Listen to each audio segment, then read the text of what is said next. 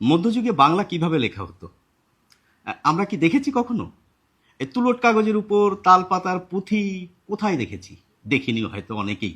যাই হোক, এই দেখুন, আপনারা দেখছেন এটি হচ্ছে তুলট কাগজের উপর লেখা বাংলা, বাংলা লিপিতে লেখা। এটা কিন্তু সংস্কৃত, যাই হোক বাংলা লিপিতে লেখা হয়েছে। এবার এটিও তুলট কাগজের উপর লেখা রয়েছে, আর এটি রয়েছে তালপাতা, তালপাতার পুঁথি, এই যে দেখছেন।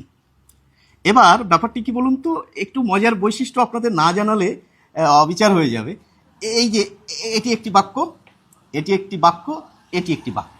এই যে বাক্য, বাক্য লিখতে গেলে শব্দ দরকার, শব্দে শব্দে আমরা বর্তমানে গ্যাপ দিয়ে লিখি। দেখুন এখানে কিন্তু কোনো গ্যাপ নেই, এই গোটা একটা বাক্য, গোটা একটা বাক্য, এর মাঝখানে কলম না তুলে লেখা হচ্ছে। এবং দেখুন এই মধ্যযুগে হাতে লেখাগুলো মানুষের কত ভালো ছিল।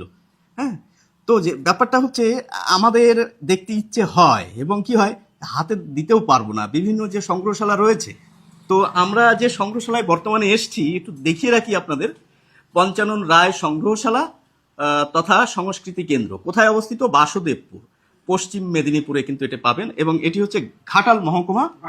হ্যাঁ, যাই হোক, আমাদের পাশে রয়েছেন ডক্টর পুলক রায়, ইনি হচ্ছেন একজন গবেষক, ইনার লেখা অনেক বইপত্র রয়েছে।